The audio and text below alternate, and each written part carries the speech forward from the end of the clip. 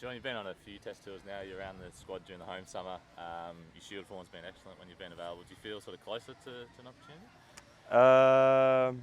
I mean, it's good being here rather than being at home, but I need you guys to go and have a chat to Ronnie and Bales and tell them, put in a good word, and then, yeah, hopefully I can get a game. If I do, I'll get the first shout of rums down at the bar.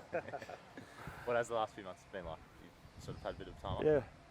Yeah, I mean, it's good to be at home. I mean, I've basically been away for 3 years, and then even when you get home, you know, I've been either with the test team or Big Bash, so been a lot of cricket going on, but it's been good fun. But it was good just to get home and settle into dad life and give my wife Briere a bit of a break. It's obviously pretty hectic trying to get home from Pakistan, so it was a few weeks to get home and adjust and come down after that. But yeah, I'm stoked to be over here with the lads, getting into some more test cricket.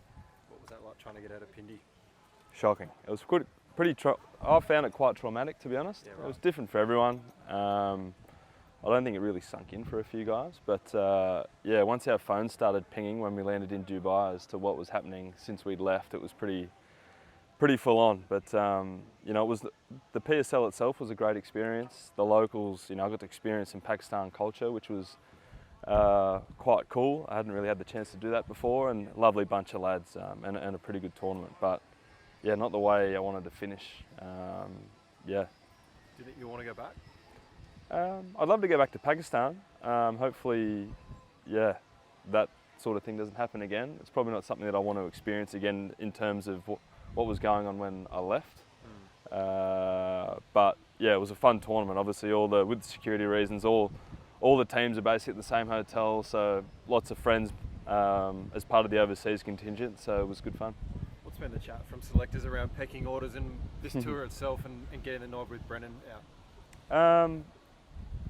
I haven't really had the chance to have much of a chat, but obviously the 4 guys who have been playing some pretty unbelievable cricket. So pretty firm pecking order with those 4 up top. But obviously the West Indies may present some different conditions. Hopefully an opportunity there comes up. But you know, obviously, you know, I'd say it's probably going to be more of an opportunity through injury or trying to rest a few guys, if I'm going to have a bit of a guess. So.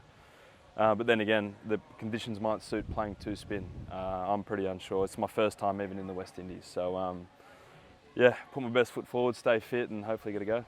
What were you up to when you got the call to come here, Sean? I just got my bags back from Pakistan. They were all over the garage, so a bit of cleaning up to do. So no, I was just yeah, focused on being a dad. Hadn't had the chance to do that much for a while. So it was certainly an adjustment, even though I had sort of 4 weeks at home. And just reconnecting with my partner. So yeah, I was just enjoying some time at home, enjoying the Sydney winter. A little bit of cricket, you know, trying to keep. I was on standby for this tour, so just keeping loads up. A little bit of training here or there, but yeah, like I said, it's been a hectic few years on tour. I haven't really had a pre-season, so it was good just to get some training done. Yeah, kept it pretty low key. When you see the likes of Bo come in after doing really well in Shield cricket, does that kind of fill you with confidence as well, because you've had some really good Shield season coming in where those doors are opening? Yeah, I mean, I think the wickets the last couple of years in Shield cricket have been bowler friendly, but I think it's been nice to go out. You still have to go out and take the wickets, so it's been nice to go out and do a job from that regard. And then obviously I've had a couple of years now playing county cricket, which has been good fun. I really enjoy the longer format.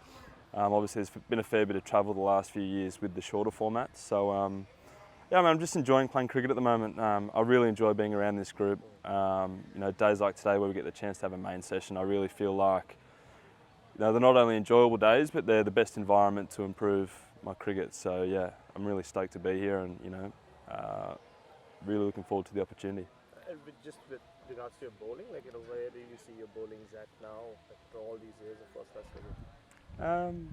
Yeah, good question. I mean, it obviously, I feel like every team I come into, you know, I feel like if I was to play in this team, I'm not going to be opening the bowling. You know, it's probably going to be first change, or depending on the conditions, could even be after Gary. So might be some graft there on some flatter wickets, trying to create some opportunities. And then back at home, I've been fortunate enough to take the new ball with Jackson Bird quite a bit, who's obviously been, you know, one of the Shield's best performers for a number of years now. So I'd say the proudest thing about my bowling has been adapting to different conditions. I feel like I've done well in England for Surrey. bowling with the Jukes ball, opening or first change, and then back home I get to take the new ball, and then, or depending on the lineup, I've got to bowl, with a bit of an older ball. So just trying to take wickets as much as I can in whatever conditions throughout the period of the match. This team will go through a lot of transition over the next 2-3 years. Australia play a hell of a lot of Test cricket from sort of October next year onwards. Do you look at that period and think, like, if I can be fit and firing then that could be a chance if it's not this tour? Yeah, I mean, I haven't really looked that far ahead, although it is in the back of my mind that I know that there's a lot of cricket coming. So yeah, this was a really good opportunity for me the last, sort of 4 or 5 weeks at home just to work on, some physical prep, because we're quite busy once, well, basically since the World Test Championship. We've had a little bit of a week off now, but from now until, throughout the summer, and to the end of the World Cup next year, it's going to be quite busy. Then obviously a bit of a leaner winter, but then again, once it builds up again next year, like you said, it's pretty full on. So, but I've just been focusing. Once I got the call for here, it's just been, focusing on getting over here and getting in and amongst the lads, and had a little bit of a chat about, what next winter looks like, because there's an opportunity to go and play potentially some county cricket or some other stuff. So, so once I sort of had that conversation, it was, leaning in towards, okay, what does the best prep look like for potentially being ready for a hell of a lot of Test cricket from the end of next year. So, but haven't come to that decision yet, so we'll see how we go. Would that be with Surrey again? Yeah, hopefully. I feel like Surrey's a second home for me at the moment. They've really looked after me and my family when I've gone over there and played with them, and obviously being a test playing ground.